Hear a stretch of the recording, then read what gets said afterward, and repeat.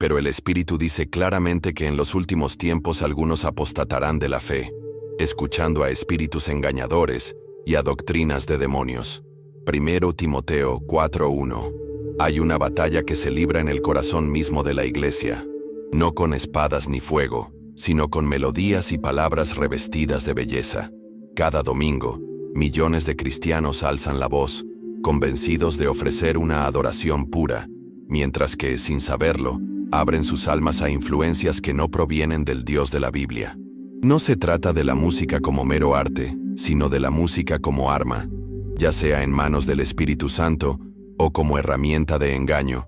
Si anhelas discernimiento, si anhelas proteger a tu familia de la falsificación espiritual, quédate conmigo hasta el final de este mensaje. Antes de empezar a revelar las verdades ocultas, les insto a suscribirse ahora mismo a este canal, activar la campana de notificaciones y compartir este video con sus seres queridos. Cada nuevo seguidor fortalece esta misión de la verdad, y juntos podemos iluminar los lugares donde el enemigo ha ocultado sus mentiras. No se queden mirando pasivamente. Formen parte de este movimiento que se niega a ceder ante el engaño. La historia comienza con una canción que conquistó el mundo de la adoración cristiana en tiempo récord.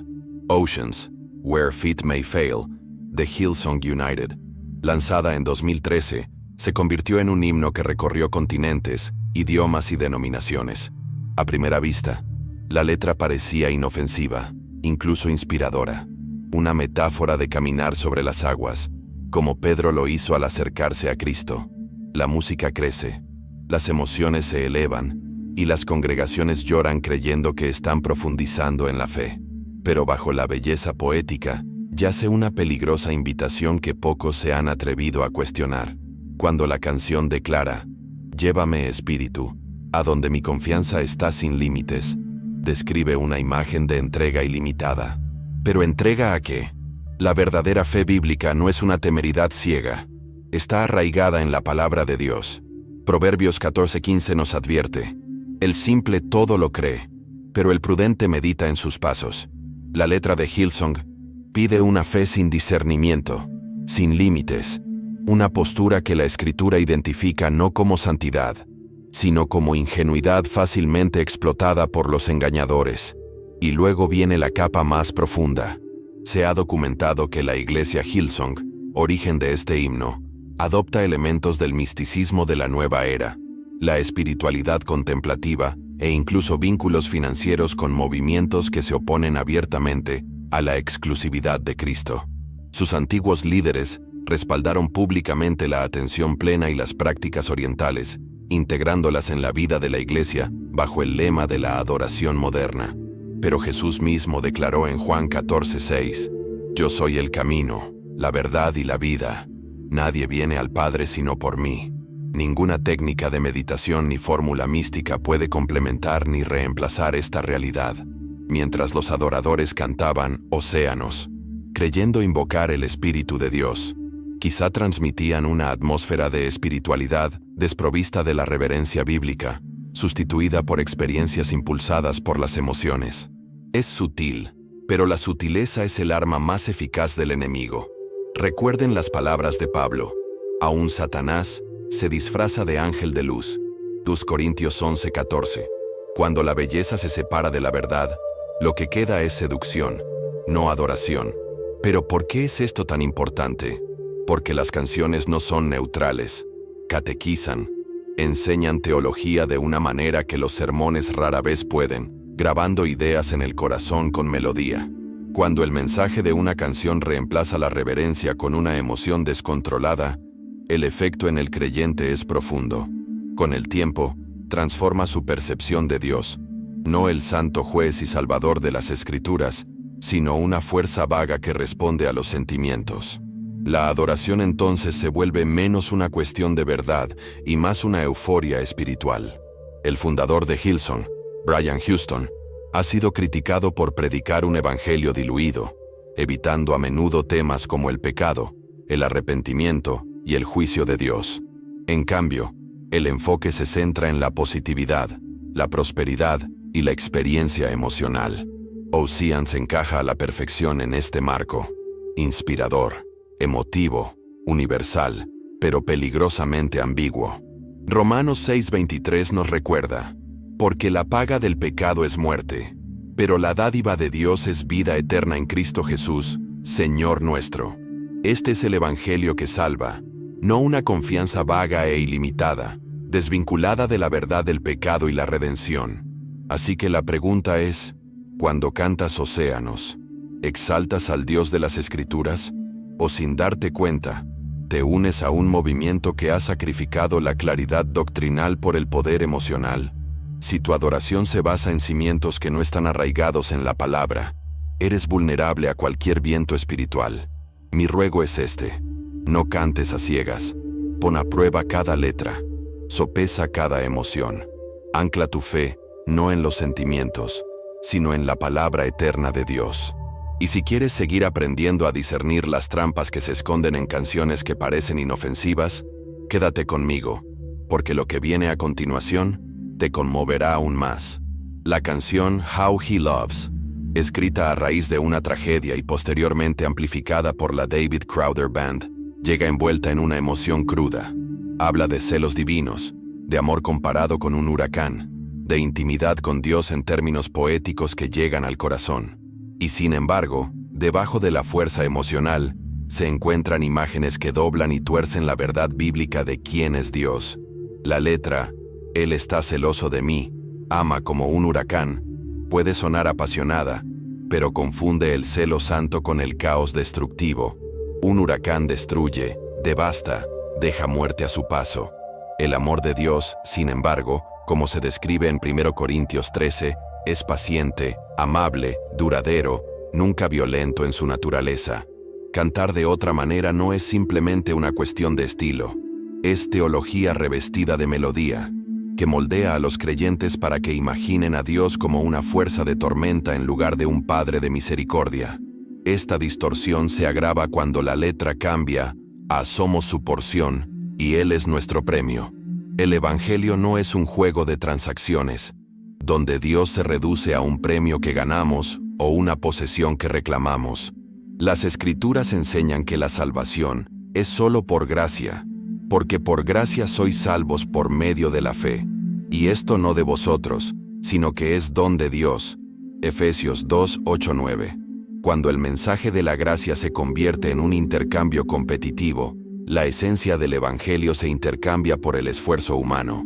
Y aunque la melodía es conmovedora, la teología que la encierra comienza a guiar sutilmente al oyente hacia una falsa comprensión de la salvación misma.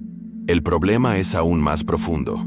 El movimiento que popularizó la canción, vinculado a la iglesia emergente, abrazó abiertamente ideas progresistas que desmantelaron doctrinas fundamentales. Líderes como Rob Bell cuestionaron el infierno, promovieron el universalismo y cambiaron la autoridad de las Escrituras por la relevancia cultural. How He Loves, bajo el lema de la pasión pura, se convirtió en parte de un sistema que enseña que la verdad de Dios es flexible, que su amor se adapta a las redefiniciones humanas. Esto no es adoración, sino una concesión disfrazada de resonancia emocional. La emoción en sí no es el enemigo. Dios nos creó con sentimiento. Los salmos están llenos de llanto, regocijo y temblor. Pero cuando la emoción se convierte en la medida de la verdad, entramos en territorio peligroso. Un Dios con sentimientos huracanados puede despertar entusiasmo, pero lo despoja de su santidad y reemplaza la reverencia con la sensación. El resultado: adoradores moldeados no a la semejanza de Cristo, sino en buscadores de éxtasis emocionales. Y con el tiempo, la fe de estos creyentes se vuelve frágil, fácilmente quebrada cuando ocurre una tragedia, porque no se construyó sobre la roca, sino sobre olas cambiantes de sentimiento. Es en esta tensión donde se esconde el enemigo. Al ofrecer canciones que parecen auténticas, que conmueven y levantan manos, introduce en los corazones ideas que no resisten el fuego de las Escrituras. Como advierte 2 Pedro 2:1, pero también hubo falsos profetas entre el pueblo, como habrá falsos maestros entre ustedes. Introducirán encubiertamente herejías destructoras. Lo que entra en la mente como letra, finalmente se asienta en el corazón como creencia. Y la creencia, si se dirige mal, puede alejar el alma de Cristo mismo. Así que, cuando escuches cómo Él ama, pregúntate, ¿te estás llevando a una visión más profunda de la santidad de Dios o a una tormenta de sentimientos humanos que se presenta como verdad divina? Las canciones moldean la fe. Las canciones enseñan en silencio lo que los sermones a veces no alcanzan. Por eso, el discernimiento no es opcional. La adoración debe ser sopesada. Cada letra, cada metáfora, debe compararse con la palabra de Dios como oro probado en fuego. Y aquí está la urgencia. No permitan que la fuerza de la melodía les ciegue la vista ante la fuerza de la verdad. El peligro es real, porque cuando la teología se distorsiona en la adoración, los creyentes comienzan a llevar una visión distorsionada de Dios a cada aspecto de su vida. Manténganse despiertos, vigilantes, y recuerden que incluso la canción más hermosa puede volverse veneno si no se basa en la palabra eterna. Suscríbete, mantente conectado, porque la próxima revelación que descubriremos tocará la esencia de uno de los himnos más populares de la adoración moderna. El ascenso de amor imprudente de Cory Asbury fue meteórico, arrasando iglesias, conferencias y listas de reproducción de todo el mundo. El título en sí mismo era su poder, audaz, cautivador e inmediatamente emotivo. Describir el amor de Dios como imprudente suena poético para los oídos modernos, evocando visiones de pasión desenfrenada.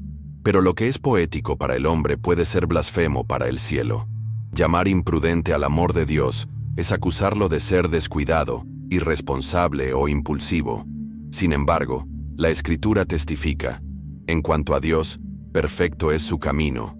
La palabra del Señor es impecable. Salmo 18:30. Un Dios perfecto no puede amar imprudentemente. Ama con propósito, con sabiduría eterna y diseño soberano. Cualquier cosa menos que la perfección no es Dios. Este es el engaño sutil, enmarcar el amor divino en términos que lo reducen a la pasión humana. La imprudencia puede parecer comprensible, pero arrastra a Dios a nuestras categorías rotas de deseo impulsivo. Despoja a su amor de su santa intencionalidad, de su fidelidad al pacto, del sacrificio de la cruz planeado desde antes de la fundación del mundo. En lugar de elevar a los adoradores al asombro ante la majestad de Dios, lo rebaja a un espejo del romance humano. Lo que se pierde es la reverencia. Lo que se gana es emocionalismo disfrazado de adoración. El problema más profundo reside en el movimiento que impulsa la canción, Bethel Music y Bethel Church. Estas comunidades están abiertamente vinculadas a la Nueva Reforma Apostólica, una red que difunde enseñanzas que a menudo priorizan la experiencia por encima de la doctrina. Sus reuniones se caracterizan por fenómenos como la risa santa, la ebriedad del espíritu y afirmaciones no verificadas de resurrecciones. 1 Corintios 14:33 nos recuerda: porque Dios no es Dios de confusión, sino de paz. La atmósfera de caos, etiquetada como poder espiritual, puede resultar electrizante, pero se aleja del orden y la claridad de la adoración bíblica. Reckless Love encaja a la perfección en este entorno, reforzando la transición de la adoración centrada en la verdad a una espiritualidad centrada en la experiencia. Considere también las declaraciones doctrinales de los líderes de Bethel. El propio Bill Johnson ha sido acusado de negar la plenitud de la divinidad de Cristo durante su ministerio terrenal, una herejía condenada por la iglesia primitiva siglos atrás. Presentar a Jesús simplemente como un hombre lleno del Espíritu, en lugar del Dios eterno encarnado, desmantela el fundamento mismo del Evangelio. Sin embargo, las canciones que emanan de esta fuente llevan el mismo ADN de distorsión. Enseñan no mediante sermones, sino mediante himnos repetidos, que los creyentes asimilan sin cuestionarlos. La tragedia es esta: los fieles creen celebrar el amor infinito de Dios, pero en realidad confiesan palabras que atribuyen imperfección a su naturaleza. Lo que es imprudente en el hombre no es santo en Dios, y cuando esta teología se difunde, transforma la comprensión que toda una generación tiene del Padre. Llegan a verlo no como el Rey perfecto y soberano, sino como un ser definido por impulsos y riesgos. Este no es el Dios de las Escrituras, es un Dios de la imaginación humana. Isaías 55:8-9 proclama: Porque mis pensamientos no son vuestros pensamientos, ni vuestros caminos mis caminos, declara el Señor. Como son más altos los cielos que la tierra, así son mis caminos más altos que vuestros caminos. El amor de Dios no es imprudente, es superior, es mayor, es impecable. Reducirlo a la imprudente no es magnificarlo, sino difamarlo. Y sin embargo, millones cantan este estribillo sin parar, porque suena hermoso, porque se siente conmovedor. El engaño está en la sutileza. Así que te reto, sopesa las palabras que pronuncias en tu adoración. ¿Exaltan la santidad de Dios o lo rebajan a categorías humanas? No te dejes engañar por la belleza sin verdad. Un Dios imprudente no es Dios en absoluto, pero el Dios santo, sabio y soberano de las Escrituras, te ama con una perfección que ninguna tormenta de palabras puede contener. Suscríbete ahora, quédate conmigo, porque lo que viene revelará una distorsión aún más oscura, una que convierte la adoración en invocación. La siguiente canción parece suave, de tono casi inofensivo, Espíritu Santo, de Francesca Battistelli. Al escucharla por primera vez, se siente como una tierna bienvenida, una dulce invitación a la presencia de Dios. Espíritu Santo, eres bienvenido aquí. Una frase repetida en miles de iglesias, susurrada en oración, elevada en cántico. Pero oculto tras su dulzura yace un sutil peligro, la suposición de que el Espíritu de Dios necesita permiso, que su presencia depende de la invitación humana. Esto contradice directamente la omnipresencia y soberanía de Dios. El Salmo 139:7 declara: ¿A dónde me iré de tu espíritu? ¿Y a dónde huiré de tu presencia? Dios ya está aquí. No espera nuestra bienvenida. La teología que subyace a la letra cambia el papel de la adoración. En lugar de reconocer al Espíritu como Señor que obra según su voluntad, lo presenta como una fuerza pasiva que espera la voluntad humana. Esto no es reverencia, es control disfrazado de adoración. Refleja prácticas paganas de invocación, donde se realizan cantos o rituales para convocar a seres espirituales. En la adoración cristiana, el Espíritu nunca es convocado.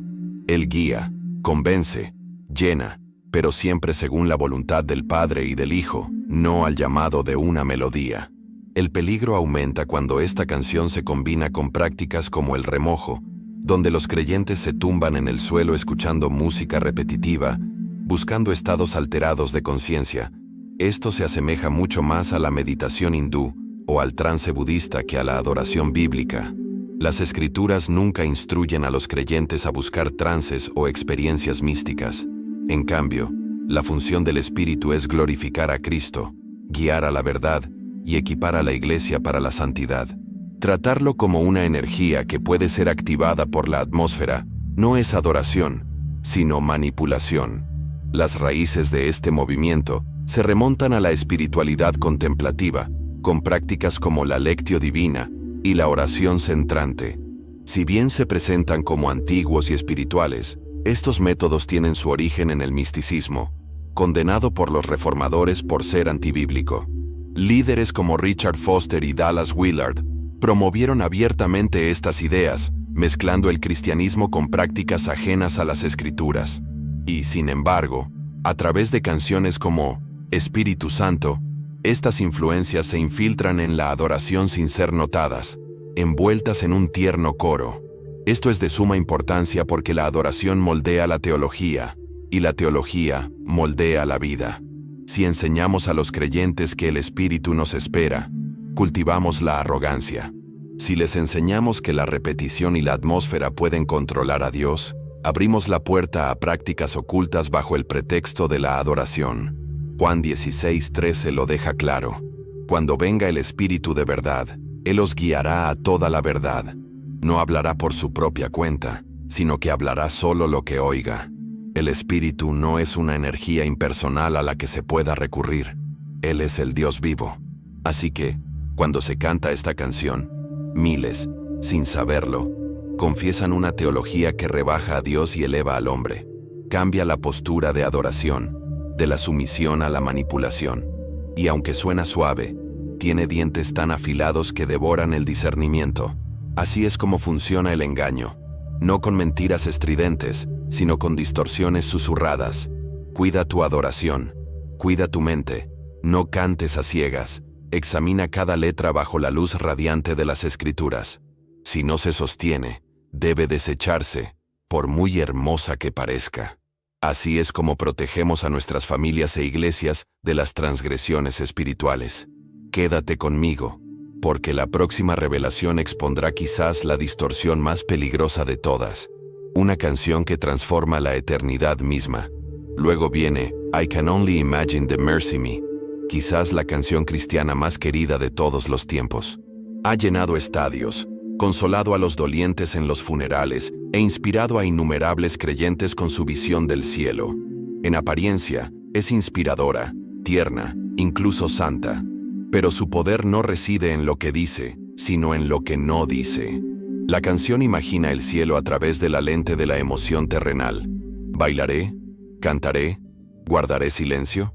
Y sin embargo, en su simplicidad, ignora la profunda enseñanza bíblica de la glorificación, la resurrección y la transformación completa prometida a los redimidos.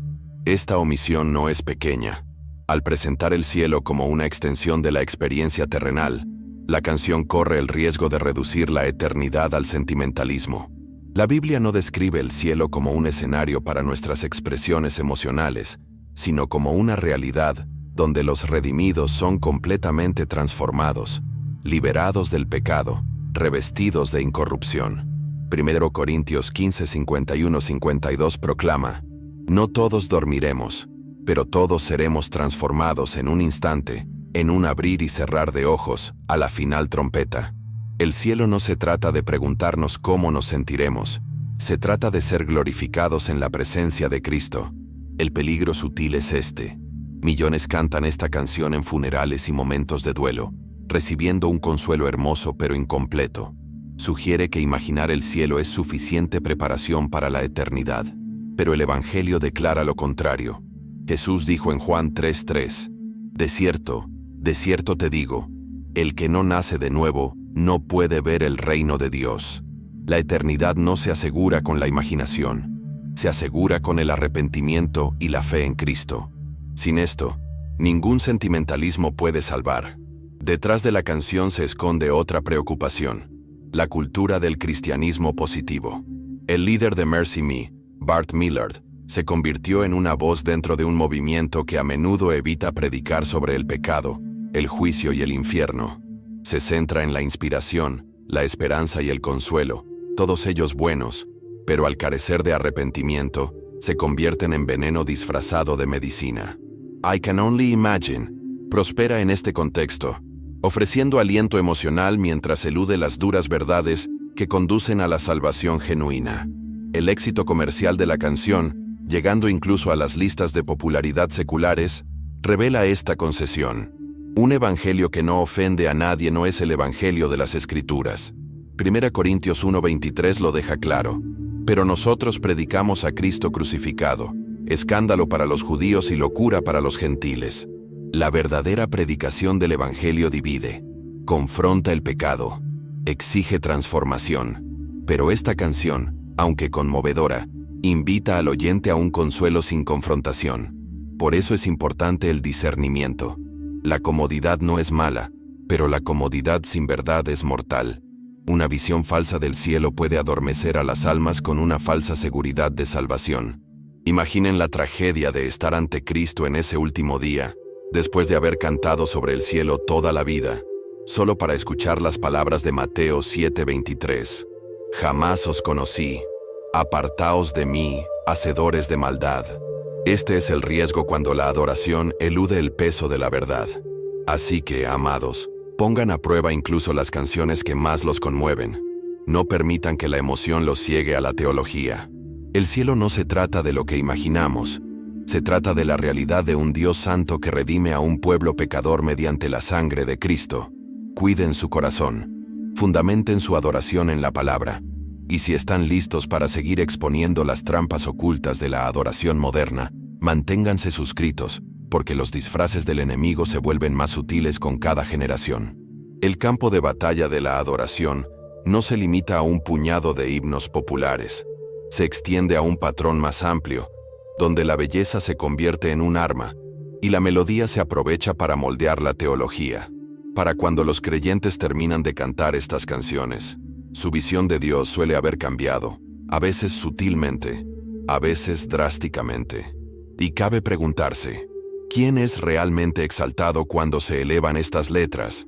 ¿El Dios de las Escrituras, santo y soberano, o una versión reestructurada de él, diseñada para apelar al deseo humano? Esta es la guerra silenciosa, la infiltración invisible, donde el engaño no se grita, sino que se canta. Cada estribillo, cada coro, se convierte en un sermón predicado al alma. Y si el sermón es falso, el alma queda más débil, expuesta a ataques que no puede discernir.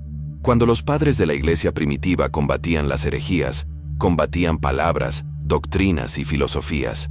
Hoy, la misma batalla se libra a través de la música. El diablo no ha cambiado sus tácticas, solo sus instrumentos. En lugar de pergaminos llenos de errores, difunde coros llenos de medias verdades.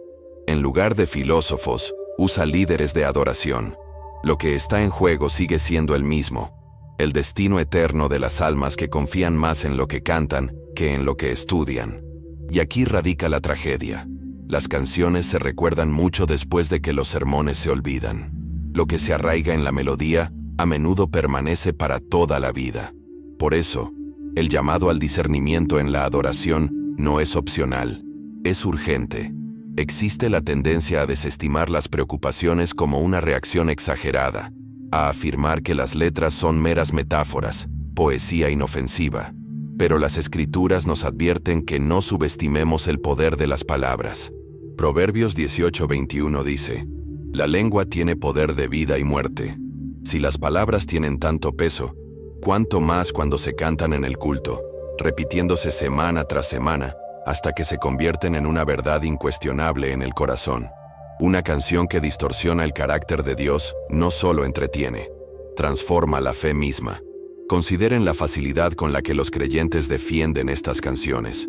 Señalan las emociones que sienten, las lágrimas derramadas, los momentos de escalofríos. Pero los sentimientos no miden la verdad. Las lágrimas pueden caer ante la mentira con la misma facilidad que ante la verdad. Esta es la estrategia del engaño: hacer que parezca santo, que suene hermoso, y observar cómo la iglesia canta hasta llegar a la transigencia. Sin discernimiento, la adoración se convierte en una puerta no a la presencia de Dios, sino a la confusión espiritual. Las Escrituras nunca nos llaman a adorar ciegamente. Nos mandan a adorar en espíritu y en verdad. Juan 4:24. La verdad no es opcional en la adoración. Es el fundamento. Cuando se compromete la verdad, el espíritu se vuelve falso. El Espíritu Santo no honra las mentiras, por muy apasionadas que se canten. En cambio, da testimonio de Cristo, de su cruz, de su resurrección, de su santidad. Cualquier adoración que no exalte esta realidad no es adoración en absoluto, es idolatría envuelta en melodía. Por lo tanto, la iglesia debe despertar. Debe poner a prueba las canciones que canta con la misma intensidad con la que pone a prueba los sermones que escucha. Ignorar la teología de las letras de adoración es renunciar a una de las herramientas de enseñanza más poderosas que posee la iglesia. Imaginen un entrenamiento militar con raciones envenenadas, numeroso en número, pero débil en fuerza. Ese es el estado de una iglesia que canta canciones envenenadas. El resultado es inevitable: desnutrición espiritual, vulnerabilidad y colapso. Por eso exponemos estas canciones, no para denigrar la música, sino para proteger la adoración. La adoración es el acto más elevado del creyente. Es donde el cielo y la tierra se unen, donde la gloria de Dios es declarada por su pueblo. Permitir la falsedad en este espacio sagrado es abrir el templo de Dios a los ídolos. Y si se permite la entrada de ídolos, la gloria de Dios no permanecerá. La pregunta es simple: ¿cuidaremos el altar o permitiremos que se profane? Detrás de cada canción se encuentra no solo la teología, sino también el sistema que la creó. Hillsong, Bethel, la iglesia emergente. No son instituciones aisladas, sino movimientos globales que moldean a millones. Su música se ha convertido en su mayor misionera. A través de la melodía, difunden la doctrina mucho más rápido que a través de libros o sermones. Una iglesia quizá nunca lea los escritos de los líderes de Bethel, pero si cantan sus canciones todos los domingos, ya han acogido su teología. La música es el caballo de Troya, que introduce ideas extranjeras en el santuario bajo la apariencia de adoración. Hillsong construyó un imperio no solo con predicación, sino también con bandas sonoras que llegan más lejos que cualquier sermón. Bethel forjó una cultura donde las experiencias sobrenaturales definen la fe, y su música transmite ese espíritu a innumerables congregaciones. La iglesia emergente, envuelta en el progresismo, encontró su voz en canciones que expresan más la emoción humana que la santidad divina. Juntos, estos movimientos forman una red de influencia tan omnipresente que para muchas iglesias resulta casi imposible resistirse a su música. Sin embargo, es precisamente aquí donde el discernimiento debe mantenerse firme. Las Escrituras nos advierten repetidamente sobre los falsos maestros y las doctrinas engañosas, pero rara vez consideramos que la puerta de entrada para tal engaño podría no ser un púlpito, sino una lista de reproducción. Cuando Pablo escribió en Gálatas 1:8, «Pero si aún nosotros o un ángel del cielo les predicara un evangelio diferente del que les hemos predicado, queden bajo la maldición de Dios», reveló la gravedad de la distorsión. Ahora imaginen no un predicador, sino una canción, presentando otro evangelio. ¿Lo tratamos con la misma seriedad? Debemos hacerlo. La industria musical prospera gracias a la conexión emocional. Sabe cómo crear coros que perduran en la mente, cómo construir crescendos que rompen las defensas emocionales. Cuando estas técnicas se combinan con una teología errónea, el resultado es devastador. Los creyentes no solo se entretienen, se les adoctrina. Semana tras semana, la iglesia se capacita no en la verdad bíblica, sino en la expectativa emocional. La adoración se centra menos en la reverencia a Dios y más en cómo nos hace sentir. Y los sentimientos, aunque poderosos, son fugaces y poco fiables. Uno de los mayores peligros es cómo estas canciones desplazan las Escrituras. Muchos creyentes pueden cantar álbumes enteros palabra por palabra, pero no pueden recitar pasajes clave de la Biblia. Las canciones han reemplazado a la palabra como el principal forjador de la teología. Y cuando esas canciones distorsionan la naturaleza de Dios, el daño se multiplica.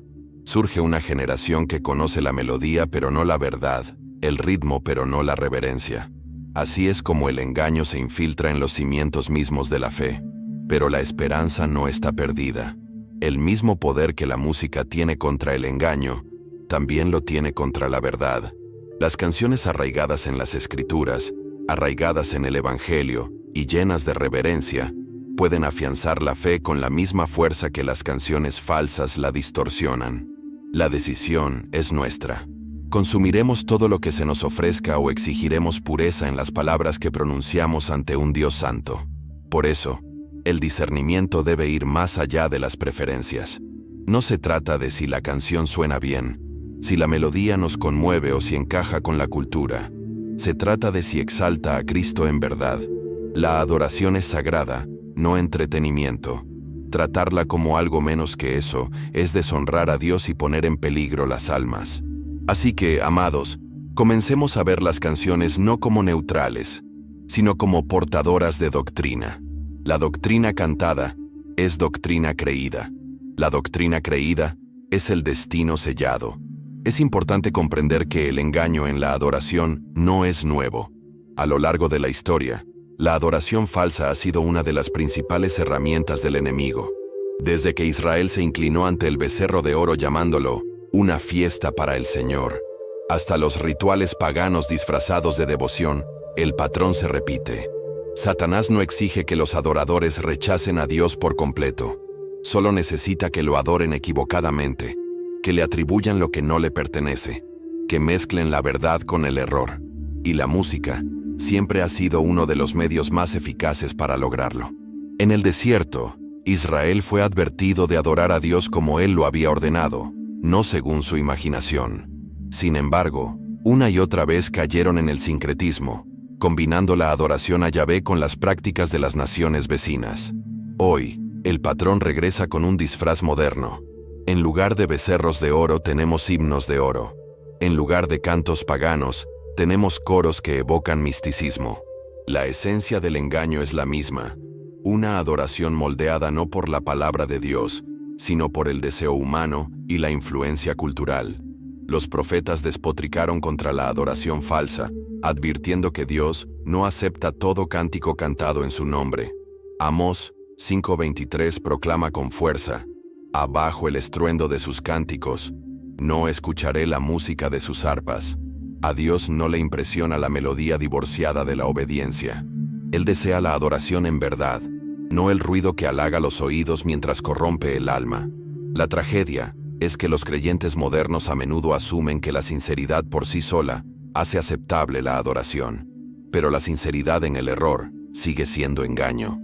La adoración falsa no solo ofende a Dios, sino que también es destructiva para su pueblo. Abre las puertas a la confusión espiritual, debilita el discernimiento y gradualmente transforma el corazón para amar las experiencias más que la verdad. Con el tiempo, los creyentes dejan de anhelar la palabra y empiezan a anhelar atmósferas. Dejan de evaluar todo con las escrituras y empiezan a medirlo todo con las emociones. Esto no es adoración en espíritu y verdad, es idolatría con vocabulario cristiano. El enemigo se deleita en esto, pues sabe que si corrompe la adoración, puede corromperlo todo. La adoración es el acto más importante de la iglesia, el lugar donde el pueblo de Dios declara su valor. Si se tergiversa esa declaración, se compromete la identidad misma de la iglesia. Por eso la música es un campo de batalla tan potente. No se trata solo de estilo o gusto, sino de la pureza de la devoción al Dios vivo. Pero incluso en medio del engaño, Dios siempre alza la voz de la verdad. Así como los profetas se opusieron a la adoración falsa de su época, los creyentes de hoy deben levantarse para poner a prueba y desafiar las canciones que cantan. Esto no es negatividad, es obediencia. Es amor por la gloria de Dios y por las almas de su pueblo. Guardar silencio mientras el engaño se extiende no es humildad, sino traición a la verdad. Y así, el llamado se repite. Pongan a prueba los espíritus, pongan a prueba las canciones, pongan a prueba la adoración. No supongan que la popularidad equivale a pureza, ni que la emoción equivale a verdad. Solo la palabra de Dios es el estándar. Y si una canción no puede con ese estándar, debe ser desechada, por muy amada que sea. Este es el precio de la verdadera adoración. Sacrificar lo que se siente bien por lo que es santo. Uno de los efectos más insidiosos de estas canciones engañosas es cómo desvían el enfoque de la adoración de Dios al hombre. Escuchen atentamente las letras que se repiten en muchos himnos modernos y encontrarán no la exaltación de los atributos de Dios, sino la exaltación de la experiencia humana. ¿Cómo me siento? ¿A dónde voy? Lo que recibo. En lugar de magnificar la santidad de Dios, las canciones magnifican las emociones del adorador. Esto no es adoración, es espiritualidad egocéntrica revestida de lenguaje cristiano. Considere la diferencia entre los salmos y los himnos de adoración modernos. Los salmos exaltan la majestad de Dios, su justicia, su santidad, sus obras en la historia. Incluso cuando hablan de luchas personales, siempre vuelven la mirada hacia Dios. En cambio, muchos cánticos modernos se centran en los sentimientos del adorador, como si la verdad suprema no fuera la gloria de Dios, sino nuestras emociones. Con el tiempo, esto enseña a los creyentes a ver la adoración como un espejo en lugar de una ventana. Se ven a sí mismos, no al Señor. Este cambio no es accidental. Refleja una tendencia cultural más amplia, donde la experiencia individual se considera la verdad última. El pensamiento posmoderno ha invadido el santuario, enseñando a los creyentes que lo que más importa es la autenticidad del sentimiento, no la autoridad de las escrituras. En este entorno, una canción que despierta emociones se acepta como verdadera, incluso si su teología contradice la Biblia.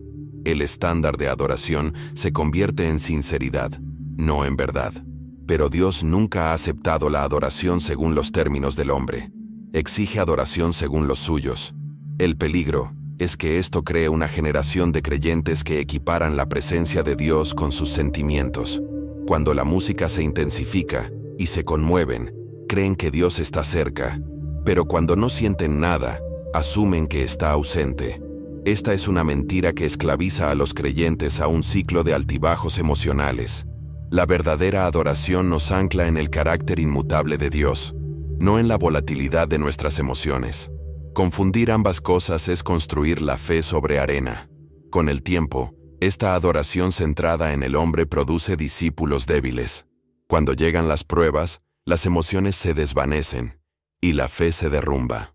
En lugar de aferrarse a las promesas de las Escrituras, los creyentes buscan nuevas canciones, nuevas experiencias, nuevos ambientes, desesperados por sentir lo que antes sentían. Se descuida la palabra, la oración se vuelve superficial y la iglesia se vuelve adicta al emocionalismo.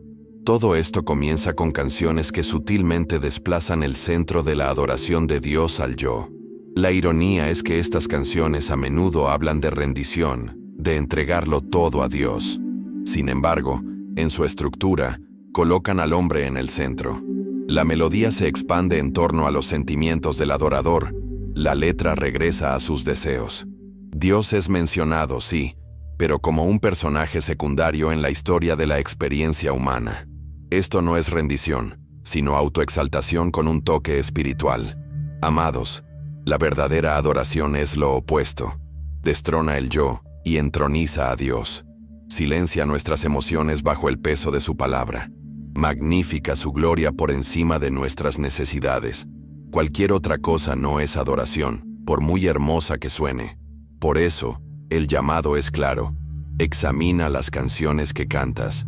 ¿Levantan tus ojos a Dios o dirigen tu mirada hacia tu interior? Porque solo una clase de adoración transforma, la que se olvida del yo ante la luz resplandeciente de la santidad de Dios. El peligro final que debemos exponer no solo reside en el contenido de estos cánticos, sino también en sus consecuencias. Cuando las iglesias construyen su cultura de adoración en torno a estos himnos, crean atmósferas enteras, moldeadas por una teología falsa. Semana tras semana, la congregación se adiestra en el error. Con el tiempo, pierden su capacidad de discernimiento porque han sido catequizados por la melodía en lugar de por las Escrituras.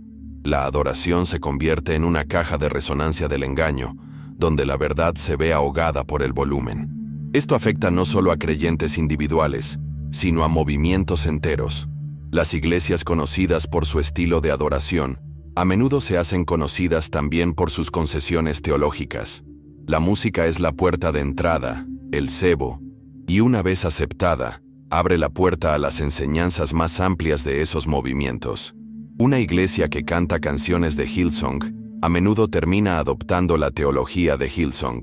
Una iglesia que canta canciones de Betel a menudo se encuentra coqueteando con las prácticas de Betel. Las canciones no son solo canciones, son semillas plantadas en la tierra que eventualmente darán fruto. Los líderes que no cuidan su adoración no protegen a su rebaño. A los pastores se les manda proteger a las ovejas de los lobos, pero muchos los incitan a través de los altavoces cada domingo por la mañana. La defienden señalando los números, el crecimiento y las respuestas emocionales. Pero los números no prueban la verdad. Multitudes siguieron a Jesús en busca de pan y milagros, pero lo abandonaron en la cruz. Un santuario lleno no significa un santuario fiel. Los líderes que permiten cánticos falsos están alimentando a sus ovejas con veneno, por muy dulce que sea. La tragedia es que muchos adoradores nunca lo saben. Cantan con sinceridad, alzan las manos con pasión, creen con todo el corazón. Sin embargo, la sinceridad no santifica el error. Una bebida envenenada sigue matando, por mucho que se consuma. Por eso Dios responsabiliza a los líderes por lo que permiten en la adoración. Permitir cánticos falsos es fallar como guardianes de lo sagrado. Pero el juicio no recae solo sobre los líderes. Cada creyente está llamado a probar los espíritus, a discernir la verdad y a aferrarse a la sana doctrina. No puedes excusar el error señalando a tu pastor o líder de alabanza. El día que comparezcas ante Cristo, responderás por tu propio discernimiento. ¿Pruebaste las canciones que cantaste? ¿Las comparaste con las Escrituras? ¿O rindiste tus labios y tu corazón a cualquier melodía que te llegara? Este es el peso de la adoración. No es entretenimiento, es guerra. Cada canción es una declaración, cada letra, una confesión. Cantar falsamente es confesar falsamente.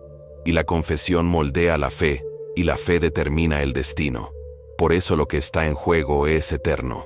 Amados, el enemigo lo sabe mejor que nosotros. Ha llenado las iglesias con cánticos que suenan santos, pero que vacían la fe interior. Ha disfrazado el veneno de alabanza y el engaño de devoción. Y a menos que despertemos, seguiremos cantando hasta la ruina. El momento de discernir es ahora. El momento de cuidar nuestra adoración es hoy, porque mañana podría ser demasiado tarde. El peso de este engaño se agudiza cuando recordamos que la adoración no es solo un acto de expresión, sino también de formación. Cada palabra que cantamos moldea los contornos de nuestra teología. Cada melodía inculca convicción en nuestros corazones.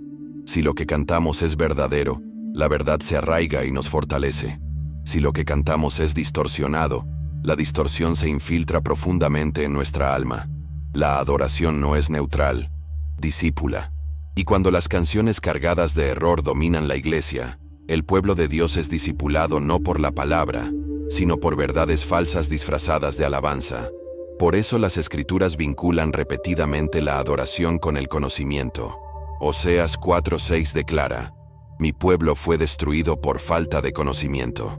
Cuando los adoradores alzan la voz sin arraigarse en la verdad, se vuelven vulnerables a cualquier viento de doctrina. Lo que comienza como un estribillo inofensivo se convierte en una semilla que, con el tiempo, se convierte en un árbol de transigencia. Y el fruto amargo de ese árbol es una iglesia que sabe cantar pero no mantenerse en pie. Un pueblo que conoce coros pero no las escrituras, melodías pero no la doctrina. Imaginen la estrategia del enemigo.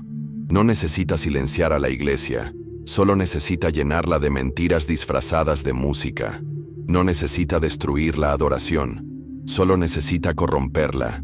Y una vez corrompida, se convierte en un canal no de gloria para Dios, sino de confusión, distracción e incluso idolatría.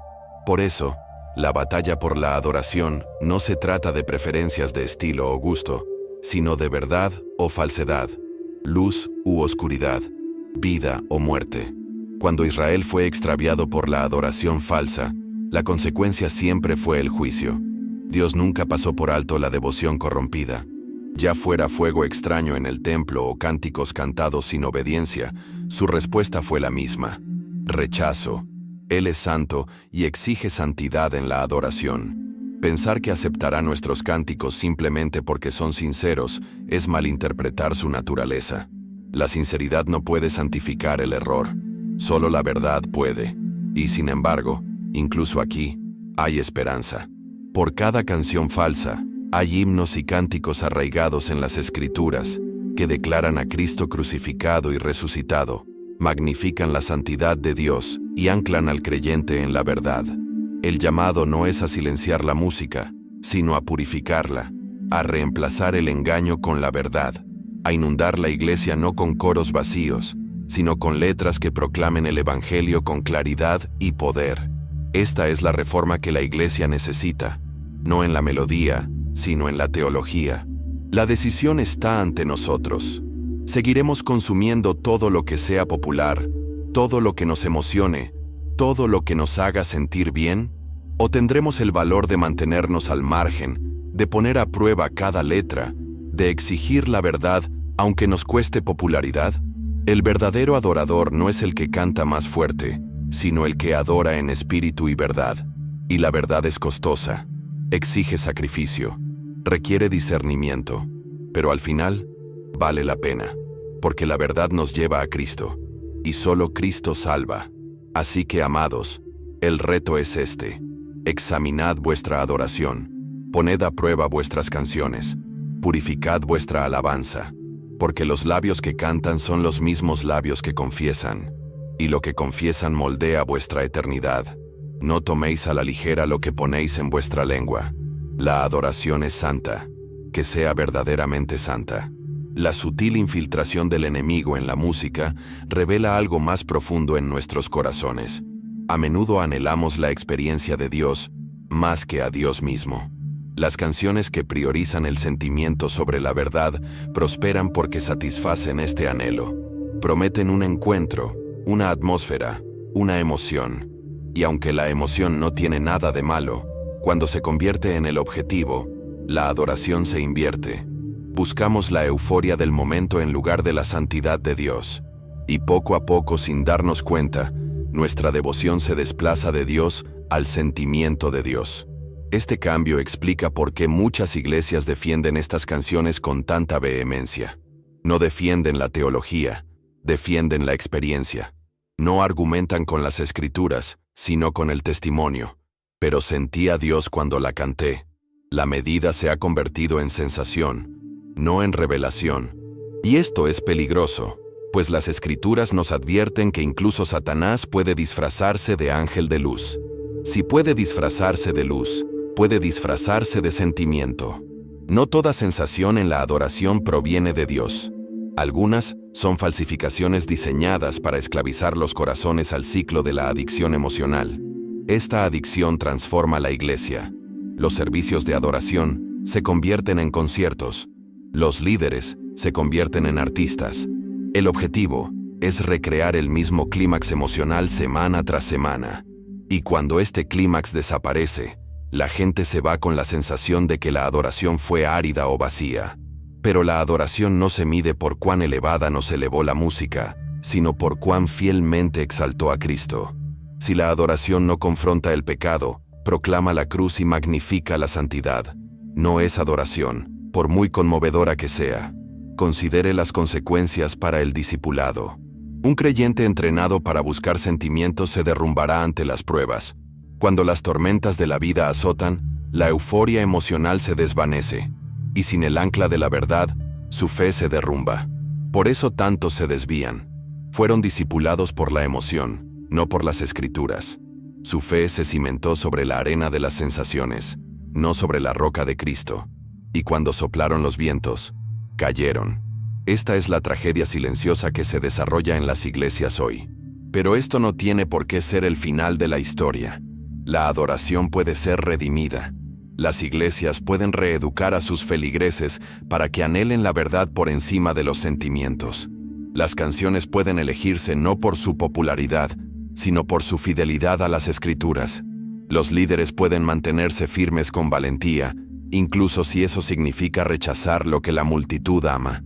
Y cuando la verdad vuelve a ser el fundamento, la iglesia se fortalece. La emoción seguirá presente, pero será el fruto, no la raíz. Fluirá de la verdad, no la reemplazará. La palabra de Dios está llena de mandatos para cantar, alabar y alzar la voz, pero nunca nos llama a cantar falsamente. Nunca nos instruye a aceptar cánticos que distorsionen su carácter. En cambio, nos llama a dejar que la palabra more en abundancia en nosotros al cantar salmos, himnos y cánticos espirituales. El estándar siempre ha sido el mismo: la verdad. La adoración separada de la verdad no es adoración, es engaño. Así que, amados, debemos elegir. ¿Seguiremos siendo una generación que se deja llevar por los sentimientos? ¿O nos alzaremos como una generación anclada en la verdad? El camino de la verdad es más difícil, más solitario y a menudo menos popular, pero es el camino que conduce a la vida. Y cuando la iglesia lo abrace, las puertas del infierno no prevalecerán contra él. El enemigo prospera con las medias verdades. Y en ninguna parte es esto más evidente que en las canciones que mezclan lenguaje bíblico con ideas antibíblicas. Esto es lo que las hace tan engañosas. Suenan bien, se sienten bien, pero tergiversan la verdad lo suficiente como para confundir. Una letra puede mencionar al Espíritu, pero describirlo erróneamente. Puede hablar del amor de Dios, pero redefinirlo en términos humanos. Puede hacer referencia al cielo, pero imaginarlo a través de categorías terrenales. Estas medias verdades son mucho más peligrosas que las mentiras descaradas, porque son más fáciles de aceptar y más difíciles de detectar. Cuando los creyentes cantan esas letras repetidamente, las medias verdades se internalizan. Con el tiempo, dejan de parecer medias verdades. Se sienten como la verdad misma. Así es como se propaga el engaño. No llega con un toque de trompeta, sino con un susurro. No llega con una herejía abierta, sino con una sutil distorsión. Y una vez que la distorsión se normaliza, la Iglesia se convierte en terreno fértil para nuevas transiciones. Por eso es esencial la vigilancia. Las Escrituras advierten repetidamente contra esta táctica. Pablo escribe en 2 Corintios 11:3, «Pero temo que, así como Eva fue engañada por la astucia de la serpiente, sus mentes sean desviadas de la sincera y pura devoción a Cristo». Observen el método. Astucia, sutileza, medias verdades. La serpiente no negó la palabra de Dios de plano, la tergiversó. Y así es hoy. Las canciones no niegan a Dios abiertamente, tergiversan su naturaleza. Y el resultado es el mismo: una iglesia desviada de la devoción pura. El reto para los creyentes es agudizar el discernimiento hasta el punto de reconocer las medias verdades con la misma facilidad que las mentiras.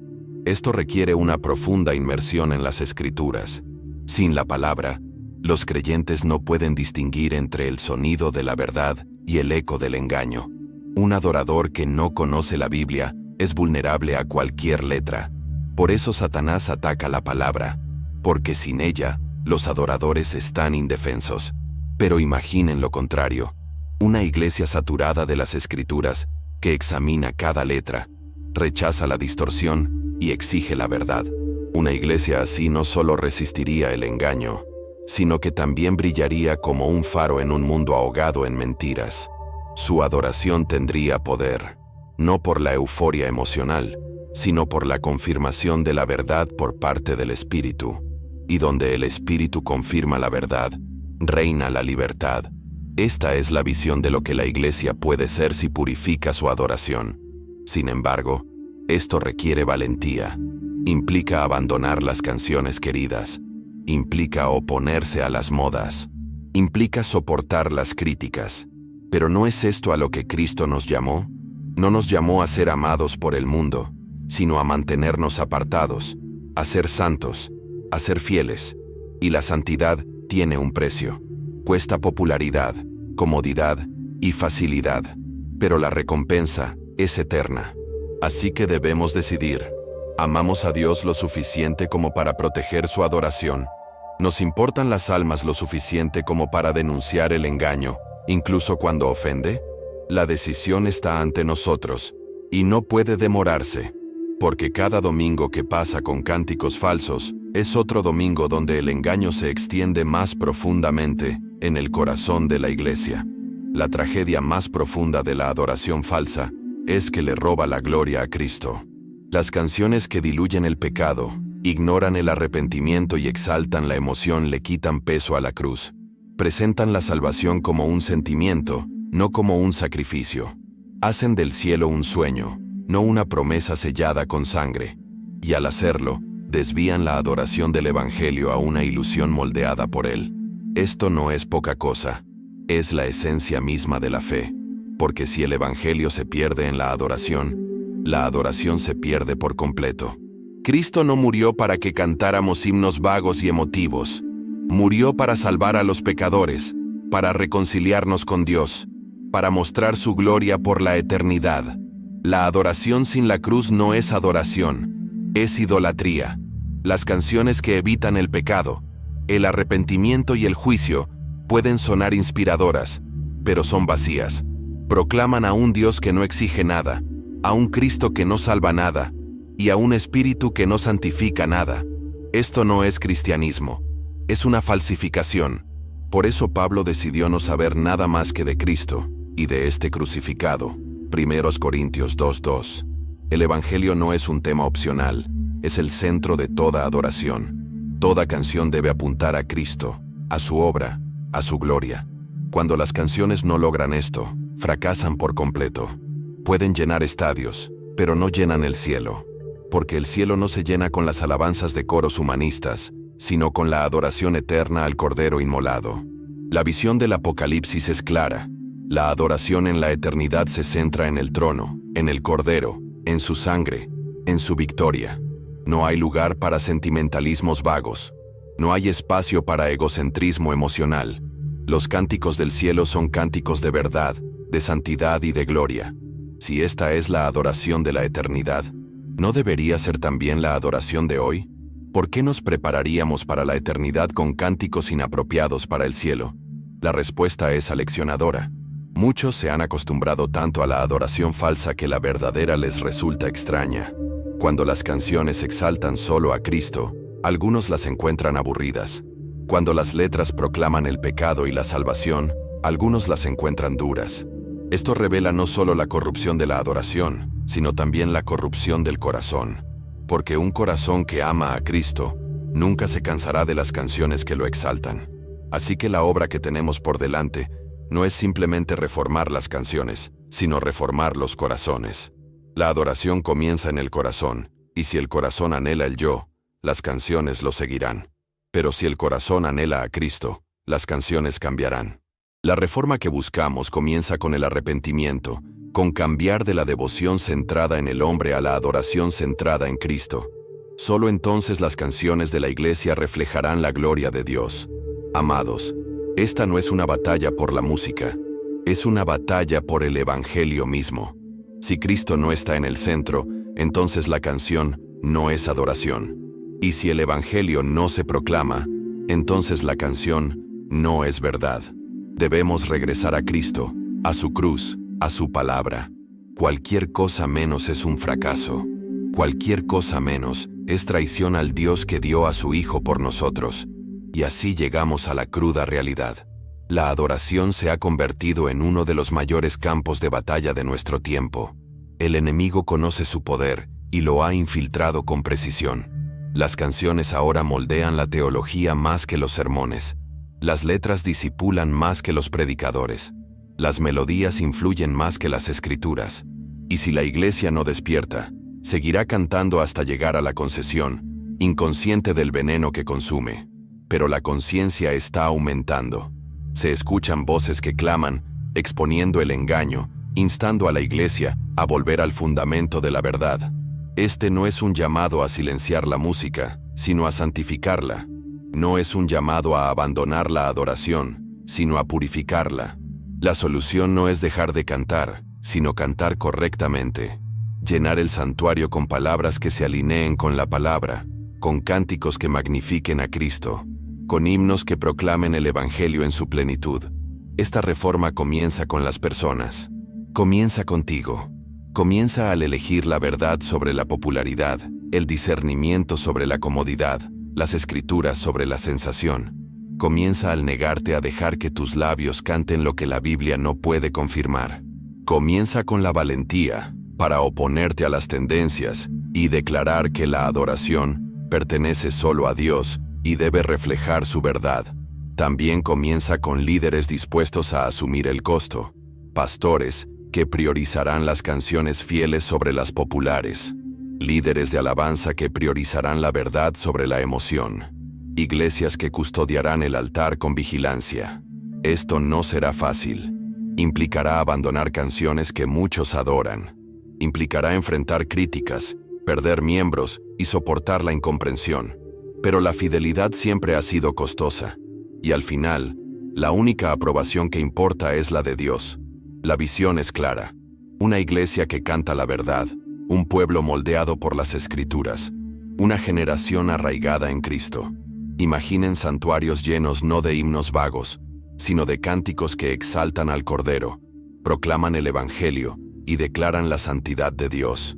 Imaginen creyentes fortalecidos por la adoración, porque sus cánticos están llenos de verdad. Esto es posible, pero requiere valentía, vigilancia y arrepentimiento. Y la promesa es segura. Si volvemos a la verdad, Dios la honrará. Bendecirá a su pueblo con su presencia, no por euforia emocional, sino por su fiel devoción. Fortalecerá a su iglesia, no con popularidad, sino con poder. Y las puertas del infierno no prevalecerán contra ella. La batalla por la adoración es feroz, pero la victoria pertenece a Cristo. Así que la pregunta no es si existe el engaño, sino si nos opondremos a él. ¿Cuidaremos nuestra adoración o la abandonaremos? La respuesta que demos moldeará no solo nuestras canciones, sino también nuestras almas. Y la eternidad revelará el costo de nuestra decisión. Lo que hemos descubierto juntos es aleccionador, pero también empoderador. La adoración no es entretenimiento, es guerra, y las canciones que cantamos moldean la fe que vivimos. Cuida tu corazón, examina cada letra y deja que la verdad, no la emoción, sea el ancla de tu devoción. Soy Oliver, y mi misión es ayudarte a mantenerte firme en el discernimiento, con los ojos bien abiertos y el corazón completamente entregado a Cristo. Suscríbete ahora, comparte este mensaje con tus seres queridos y, sobre todo, sigue a Jesús con valentía inquebrantable. Hasta que nos volvamos a encontrar, que la verdad de Dios te fortalezca y su presencia llene tu hogar de luz y paz.